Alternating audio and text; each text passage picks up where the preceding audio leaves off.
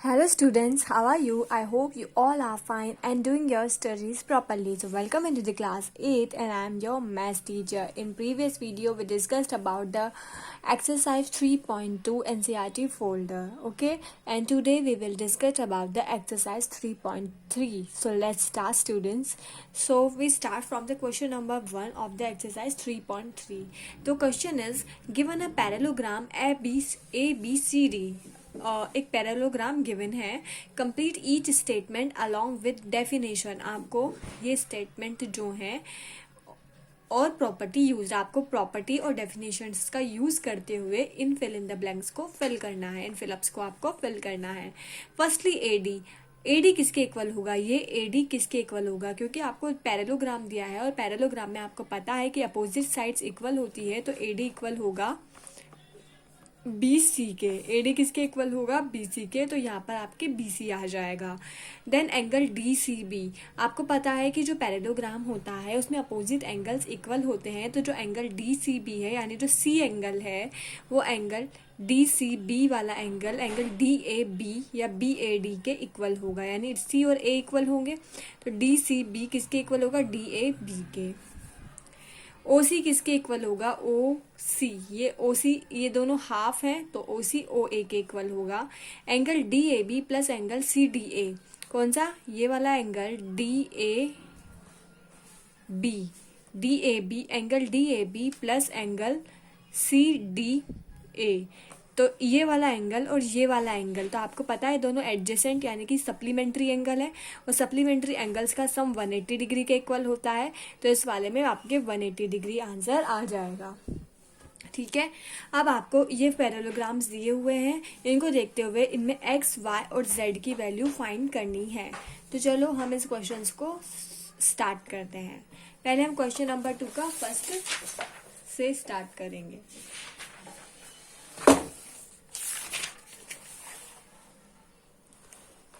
ये question number 2 का first है हमारा, देख सकते हैं यही वाला डायग्राम आपको दिया हुआ है, आप ध्यान से देखेंगे तो क्वेश्चन में यही है ना, देखा होगा आप लोगों ने. ठीक है, ABCD नाम दिया है इन्हें, 100 Z, X और Y आपको ये डिनोटेड है. आपको वैल्यू फाइंड करनी है X, Y और Z की. तो आपके एंगल B और एंगल D यानी कि एंगल B और एंगल D आपके इक्वल होंगे. क्यों होंगे? क्योंकि अपोजिट एंगल्स इक्वल होते हैं. और किसके इक्वल होंगे? 100 डिग्री के, क्योंकि B 100 डिग्री है. एंगल Y आपका 100 डिग्री होगा, क्योंकि एंगल D का मतलब एंगल Y ही है, तो एंगल Y आपका आ गया हमारे पास 100 डिग्री.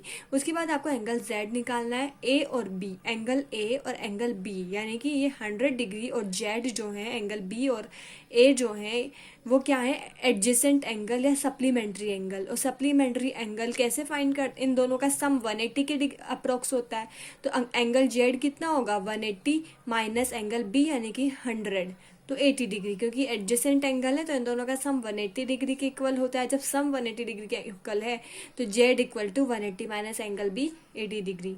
अब ये Z और X अपोजिट एंगल्स हैं, तो अपोजिट एंगल्स तो वैसे भी इक्वल होते हैं. जब ये 80 डिग्री हमने आ गया तो हमारा C वाला भी 80 डिग्री होगा. ठीक है, अब हम हमारा सेकेंड क्वेश्चन देखते हैं जो हमें दिया हुआ है 50 ये हमारा सेकंड क्वेश्चन हमें दिया हुआ है.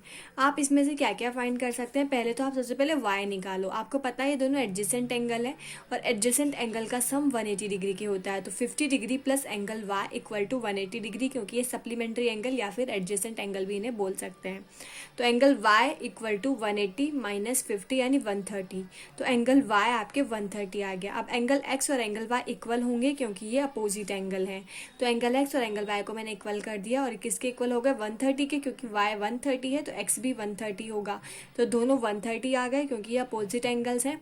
उसके बाद एंगल z आपको निकालना है. ठीक है, जब आपका ये वाला एंगल 50 डिग्री है तो इसके अपोजिट वाला एंगल, ये वाला एंगल भी 50 डिग्री होगा.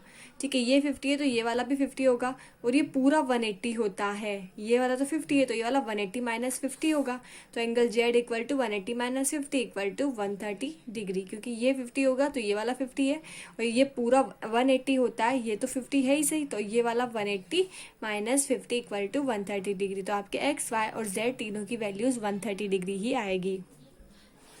अब हमारा थर्ड क्वेश्चन देखते हैं. थर्ड में आपको एक्स वाई और जेड की वैल्यू निकालनी है। तो कैसे निकालेंगे? सबसे पहले इसका मतलब होता है 90 डिग्री। ये मैंने आपको पहले भी बताया था, जब एस टाइप का साइन हो तो ये वाला मतलब ये वाला एंगल 90 डिग्री है।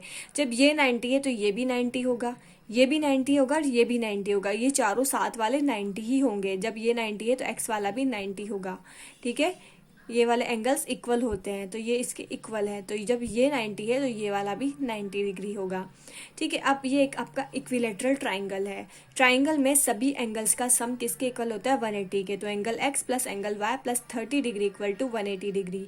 एंगल एक्स अपने को पता चल गया 90 डिग्री है, angle y as it is 30 degree as it is equal to 180। तो एंगल वाई इक्वल टू, इन दोनों को ऐड किया तो 180 माइनस 20 इक्वल टू 60 डिग्री। तो आपके एंगल वाई आ गया 60 डिग्री, एंगल एक्स आ गया 90 डिग्री। ठीक है, तो अब आप कैसे इसको फाइंड कर सकते हैं? इसको निकालने के दो तरीके हैं। पहले आप ये वाला जो है आप इसको ऐसे ही तो ऐसे भी राइट कर सकते हो। इसे आप ऐसे देखो, इस एंगल से इसे देखो तो ये ऐसे रेक्टेंगल शेप ही तो दिख रहा है। ठीक है, ऐसे रेक्टेंगल शेप, तो मैंने इस रेक्टेंगल शेप को ऐसे ऐसे लिख दिया यहाँ पर। ठीक है, अब ये वाला तो x है, ये वाला 30 है, ये वाला y है और ये z है। आप एक बात देखो, ये y और ये z दोनों इक्वल होंगे क्योंकि ऐसे वाले अपोजिट एंगल आपस में इक्वल होते हैं, मैं पहले भी बता चुकी हूँ। तो y की वैल्यू जब 60 डिग्री है तो z की वैल्यू भी 60 डिग्री होगी। आ गई वैल्यू? ऐसे पता लग जाएगा। या फिर एक और तरीका है, ये वाला तो आपके 90 डिग्री है ही सही, ये वाला आपका 90 डिग्री है। जब ये 30 है तो ये वाला 30 होगा, तो ये 30 है और plus z equal to 180 degree. ऐसे भी फाइंड कर सकते हैं इस तीनों ट्राइंगल को लेकर, या फिर डायरेक्टली निकाल ही सकते हैं क्योंकि एंगल वाई और एंगल जेड इक्वल होंगे क्योंकि ये वाले एंगल्स इक्वल होते हैं। ठीक है, आ गई बात समझ में? अब हम इसका ही क्वेश्चन नंबर 4 देखते हैं। देखो मैंने यहाँ पे बनाया हुआ है एक एंगल, इसमें आपको एक्स वाई और जेड की वैल्यू निकालनी है। सबसे पहले तो एंगल वाई और एंगल ये वाला वाई एंगल किसके इक्वल होगा? 80 डिग्री के। 80 डिग्री के क्यों? क्योंकि दोनों अपोजिट एंगल्स हैं और अपोजिट एंगल इक्वल होते हैं, तो एंगल वाई 80 डिग्री के इक्वल होगा। और ठीक है, और एंगल एक्स किसके इक्वल होगा? क्योंकि आपको पता है सप्लीमेंट्री एंगल्स जो होते हैं उनका एडिशन 180 होता है। तो angle x equal to 180 minus 80, तो एंगल एक्स आपके 100 डिग्री आ गया। इन्हें आप सप्लीमेंट्री एंगल भी बोलते हैं या एडजेसेंट एंगल भी बोल सकते हैं। 100 आ गया। अब एंगल जेड आपको निकालना है, ये वाला। जब एक्स आपका 100 है तो जेड ये वाला आपका कितना होगा? 100 होगा। जब एक्स 100 है तो ये वाला भी 100 होगा। एक्स 100 है तो ये वाला भी 100 होगा आपका। ठीक है, ये 100 है और ये पूरा 180 होगा, पूरा 180 होगा। तो जेड क्या होगा? 180 माइनस 100 इक्वल टू 180 डिग्री। ठीक है, आ गई बात समझ में?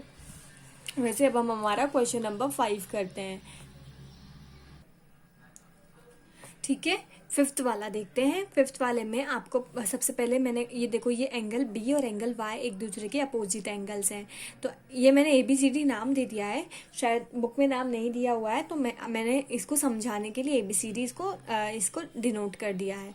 अब एंगल वाई और एंगल बी इक्वल होंगे, यानी एंगल वाई किसके इक्वल होगा? 112 डिग्री के, बिकॉज अपोजिट एंगल है। उसके बाद जो एंगल डी है वो एंगल सी के इक्वल होगा। एंगल डी और एंगल सी क्या है? सप्लीमेंट्री एंगल है, तो इनका एडिशन 180 होता है। तो एंगल कितना होता है? 180। एंगल वाई तो आपको दिया, ठीक है, तो एंगल सी किसके इक्वल होगा? 180 माइनस वाई के, क्योंकि सप्लीमेंट्री एंगल है। तो 180, वाई कितना आ गया? 112 डिग्री, तो वाई आ गया 112 डिग्री, तो एंगल सी हमारे 68 डिग्री आ गया। Angle C 68। अब एंगल सी और एंगल ए इक्वल होंगे क्योंकि ये अपोजिट एंगल्स हैं, तो एंगल सी और एंगल ए 68 डिग्री आ गया। ठीक है, अब आपका ये पूरा एंगल 68 डिग्री है, तो ओनली एंगल जेड कितना होगा? 68 माइनस 40 होगा। ठीक है, तो 68 माइनस 40 यानी कि 28 डिग्री। अब जब ये वाला और ये वाला एंगल इक्वल होता है, मैं आपको पहले भी बता चुकी हूँ, ये वाले इक्वल एंगल, और ये वाला, ये नीचे का, ये ऊपर का और ये नीचे का, और ये ऊपर का ये नीचे का, ये इक्वल होते हैं। तो एंगल जेड एंगल एक्स के इक्वल होगा, तो ये भी आपके 28 डिग्री ही होगा। ठीक है, आ गई बात समझ में? हो गया क्वेश्चन। अब हम हमारा नेक्स्ट क्वेश्चन देखते हैं, जो कि हमारा क्वेश्चन नंबर 3 है। चलो, इस क्वेश्चन को आप अच्छे से रीड करो अपनी बुक से। Can a quadrilateral ABCD be a parallelogram? क्या एक क्वाड्रिलेटरल ABCD एक पैरेललोग्राम हो सकता है? ठीक है, पहले आपको दिया ABCD एक पैरेललोग्राम हो सकता है। ये देखो मैंने पैरेललोग्राम बना दिया यहाँ पे। अब आपको क्वेश्चन में दिया हुआ है कि angle D plus angle B 180 degree है। Angle D plus angle B, ये वाला एंगल और ये वाला एंगल 180 डिग्री है, तो क्या ये दोनों एंगल 180 हो सकते हैं? नहीं, ये दोनों एंगल तो इक्वल होते हैं, ये दोनों एंगल तो इक्वल होते हैं। तो फर्स्ट का आंसर आएगा no, it's not a parallelogram.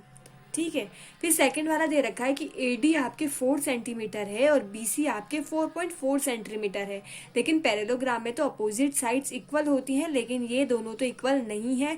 तो सेकंड वाले का भी आएगा no, it's not a parallelogram because in parallelogram opposite sides are equal. So but इसमें तो अपोजिट साइड्स इक्वल नहीं है। ठीक है, नो क्या लिखोगे आप? No, it's not a parallelogram because in parallelogram opposite sides are equal. आप राइट कर लोगे, मैंने बोला जो, वीडियो स्टॉप करके आप लिख सकते हैं। ठीक है, अब हमारा सी वाला है कि एंगल ए और एंगल सी कितने हैं? 65 डिग्री है। ये एंगल ए और एंगल ए तो 70 डिग्री है और एंगल सी 65 डिग्री है, लेकिन ये भी ट्रू नहीं है क्योंकि पैरेललोग्राम में तो अपोजिट एंगल्स इक्वल होते हैं, बट एंगल ए तो 70 है और एंगल सी कितना है? वो है। तो थर्ड वाला भी क्या आएगा? No, it's not a parallelogram. No, it's not a parallelogram because in parallelogram, आप राइट कर लेना, no it's not a parallelogram because in parallelogram opposite angles are equal. Okay, now the next question. Next question तो ऐसे फालतू सा है, फिर भी देखते हैं। Draw rough figure of quadrilateral that is not a parallelogram. आपको एक क्वाड्रिलेटरल का फिगर ड्रॉ करना है जो पैरेललोग्राम नहीं है, लेकिन उसका एक अपोजिट एंगल्स जो है आपस में इक्वल है। तो आप काइट डिनोट कर सकते हैं, आप एक काइट बना सकते हैं। काइट हमने पढ़ा था, एक काइट भी एक क्वाड्रिलेटरल होता है। ठीक है, इसमें क्या होता है? क्वाड्रिलेटरल में एक अपोजिट एंगल जो होता है वो इक्वल होता है, तो हम यहाँ पे काइट ड्रॉ कर सकते हैं। ठीक है, उसके बाद हम हमारा क्वेश्चन नंबर 5 देखते हैं। क्वेश्चन नंबर 5 में देखो क्या दिया है। The measure of two adjacent angle of a parallelogram are in the ratio 3:2। आपका जो एक पैरेललोग्राम है उसके एडजेसेंट एंगल्स, एडजेसेंट एंगल का मतलब सप्लीमेंट्री एंगल, जैसे ये दोनों आपस में एडजेसेंट है ना, तो ऐसे दो एडजेसेंट एंगल का रेशियो कितना है? 3:2 है। तो find the measure each of the angle. तो आपको क्या करना है? सभी एंगल्स का क्या फाइंड करना है? एंगल फाइंड करना है। तो इस क्वेश्चन को हम कैसे करेंगे, हम इसे देखते हैं। देखो, I have solved it before। ठीक है, आपको एंगल ए और एंगल बी यानी दो एडजेसेंट एंगल का रेशो दिया है। एक 3x मैंने कंसीडर कर लिया, दूसरे को 2x कंसीडर कर लिया, क्योंकि ये एडजेसेंट एंगल है और एडजेसेंट एंगल का सम 180 डिग्री के इक्वल होता है। तो angle 3x plus angle 2x equal to 180 degree. ठीक है, अब आप देखो, अब एंगल ए जो है वो एंगल सी के इक्वल होगा क्योंकि अपोजिट एंगल्स हैं, और एंगल बी जो है वो एंगल डी के इक्वल होगा क्योंकि अपोजिट एंगल्स हैं। ठीक है, और आपको पता है, अब वापस से यही वाली इक्वेशन लिखी मैंने कि angle 3x plus angle 2x equal to 180 degree होता है, तो 5x इक्वल टू 180 डिग्री, तो x equal to 180 by 5 means 36। अब angle A equal to angle C क्या है आपका? 3x है, 3 तो एज इट इज और x की वैल्यू 36 है, तो 36 इंटू 3 108, तो a और c तो 108 है। अब एंगल b और d 2x है, तो 2 एज इट इज, x की वैल्यू 36 इंटू 2 72 डिग्री। ठीक है, ये हमारे 72 डिग्री आ गया। तो ऐसे दोनों क्वेश्चन सॉल्व हो जाएंगे। अब हम हमारा नेक्स्ट क्वेश्चन देखते हैं, जो हमारा है question number 6। Two adjacent angles of the parallelogram have equal major. इसमें लिखा हुआ है कि आपके जो दो एडजेसेंट एंगल्स हैं उनका मेजर जो है सेम है, तो आपको सभी एंगल्स का एंगल फाइंड करना है। ठीक है, आपको ये दोनों टू एडजेसेंट एंगल यानी दो पास पास वाले जो एंगल्स हैं वो सेम है, यानी कि इसको भी मैंने एक्स कंसीडर कर लिया, इसको भी एक्स कंसीडर कर लिया। जब ए एक्स है तो सी भी एक्स होगा क्योंकि अपोजिट एंगल्स हैं, और जब बी एक्स है तो डी भी एक्स होगा क्योंकि अपोजिट एंगल्स हैं। अब आपको पता है कि angle A plus angle B equal to 180 degree होगा, यानी x plus x equal to 180 degree होगा। तो 2x इक्वल टू 180 डिग्री और x equal to 180 degree by 2 यानी कि 90 डिग्री, यानी angle A, angle B, angle C, angle D सभी 90 degree होंगे क्योंकि सभी एंगल x हैं। ठीक है। और इसको सॉल्व करने का एक और मेथड है। आपको पता ही है कि सारे एक्स हैं और आपको पता है कि क्वाड्रिलेटरल के सभी एंगल्स का सम 360 डिग्री होता है। तो x plus x plus x plus x equal to 360, 4x equal to 360 और x इक्वल टू 360/4 यानी 90 डिग्री। और 90 डिग्री आपका राइट एंगल होता है, यानी कि सभी एंगल्स जो हैं आपके राइट एंगल के इक्वल यानी कि 90 डिग्री होंगे। दोनों में से किसी भी मेथड से आप इसे सॉल्व कर सकते हैं। अब हम हमारा नेक्स्ट क्वेश्चन देखते हैं, यानी कि क्वेश्चन नंबर 7। क्वेश्चन नंबर 7 में दिया है कि the adjacent figure hope HOPE hope is a parallelogram, एक पैरेललोग्राम है। Find the angle measure x, y and z and state the property of use find them. आपको पैरेललोग्राम की properties use करते हुए एंगल x, एंगल y और angle z find करने हैं। तो चलो यही क्वेश्चन जो मैंने सॉल्व किया है अभी। सबसे पहले तो आपका जो एंगल y है वो 40 डिग्री के इक्वल होगा, क्योंकि ऊपर वाला नीचे के और नीचे वाला ऊपर के इक्वल होता है, मैं बहुत बार बता चुकी हूँ। तो एंगल y तो आपका 40 डिग्री हो जाएगा। ठीक है, आपका जो ये वाला एंगल है इसे मैं एंगल 1 कंसीडर कर लेती हूँ। कितना? एंगल 1 दिया नहीं है लेकिन मैंने इसे कंसीडर किया है।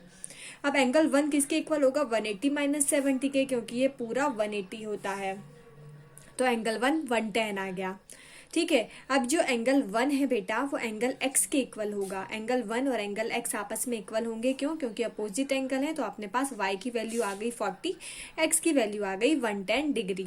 ठीक है, अब ये एंगल E और एंगल P जो है आपके वो एडजेसेंट एंगल्स हैं। तो एंगल E और एंगल P 180 डिग्री के इक्वल होंगे, क्योंकि एडजेसेंट है। एंगल E 110 है, x ही तो एंगल E है, तो 110 है, तो ये 110 आ गया। ठीक है, उसके बाद एंगल P प्लस 180, तो 110 इक्वल टू 110 प्लस t और angle P equal to 180 minus 110 यानी 70 डिग्री। तो ये वाला आपके पूरा 70 डिग्री आ गया। तो एंगल P अगर 70 है, आपका जो एंगल P अगर 70 है बेटा, तो आपका एंगल HB क्या होगा? ये एंगल P है। एंगल P आपका 70 है तो एंगल HB 70 होगा, क्योंकि ये दोनों इक्वल हैं। तो ये पूरा 70 हो गया। तो एंगल Z क्या होगा? 70 minus 40। Angle Z equal to 70 minus 40 equal to 30 degree. तो ऐसे आपका एंगल Z आ जाएगा। आपको मेरी बात समझ आ गई होगी। ये तो कैसे निकाला? एंगल P और ये 180 डिग्री होता है, यहाँ से एंगल P निकाल लिया। अब एंगल P और H 70 है तो पूरा H 70 आ गया। और Z क्या होगा? 70 माइनस 40 इक्वल टू 30 डिग्री। ठीक है, वैसे क्वेश्चन नंबर 8 में आपको 2 फिगर्स दिए हैं। ठीक है, उन फिगर से आपको x और y की वैल्यू निकालनी है। पहले अपन फर्स्ट देखते हैं। ठीक है, आपको पता है कि opposite sides are equal. Parallelogram में क्या होती है? अपोजिट साइड्स इक्वल होती है। मीन्स आपका जो 3y माइनस 1 है और 26 के इक्वल होगा, क्योंकि ये दोनों अपोजिट साइड का मेजरमेंट है। तो 3y माइनस 1 इक्वल टू 26, तो 3y इक्वल टू 26 प्लस 1।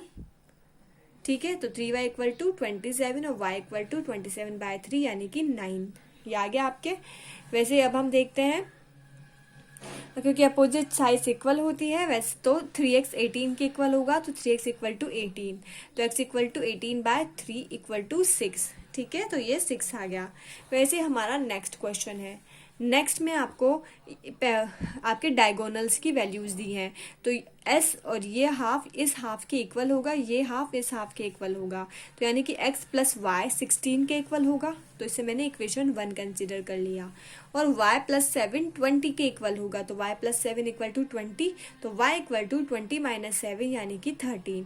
अब जो y की वैल्यू आई उसे आप इक्वेशन 1 में रखो। Put the value of y in equation 1। x तो एज इट इज, y की जगह लिख दिया 13 इक्वल टू 16, तो x equal to 16 minus 13 means 3। तो यहाँ के 3 आ गया इसका आंसर, x की वैल्यू। अब हम क्वेश्चन नंबर 9 करते हैं।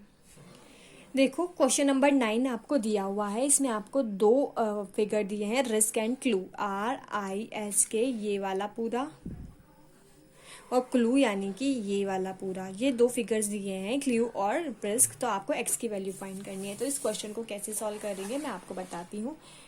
ये मैंने यहाँ पर राइट किया हुआ है क्वेश्चन। ठीक है, मैंने सबसे पहले क्या किया, इसमें से रिस्क वाले फिगर को उठा के निकाल दिया बाहर। तो ये मैंने रिस्क वाले को बाहर निकाल दिया। ऐसा मैंने सिर्फ, आप चाहो तो लिखो या मत लिखो, आप पे डिपेंड करता है। ये तीनों फिगर्स को ये मैंने बस समझाने के लिए लिखे हैं। ठीक है, ताकि आपको अच्छे से चीज़ समझ आए। ठीक है, ये रिस्क है आपका।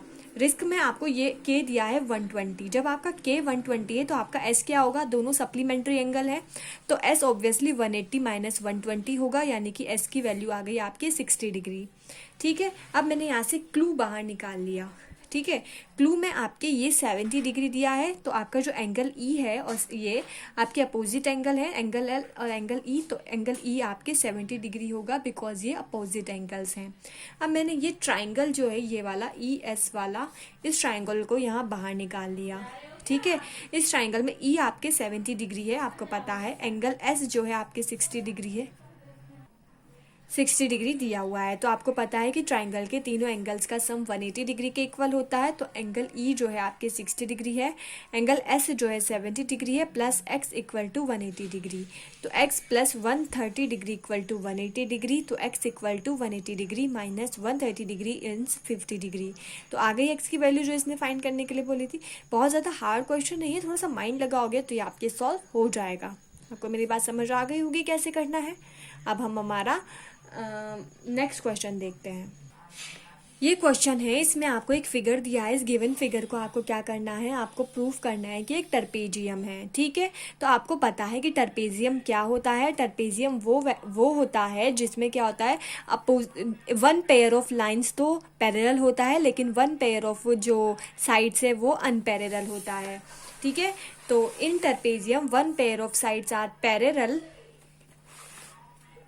देखो इसमें मैंने यहाँ पे पैरेलल आएगा, one opposite sides of parallel, but other pair of sides are unparallel. देखो आपके फिगर में के एल और एम एन तो आपस में पैरेलल हैं, के एल और एम एन तो पैरेलल हैं, बट एन के और एम एन पैरेलल नहीं है, तो मैंने पैरेलल बना के इसको कट कर दिया।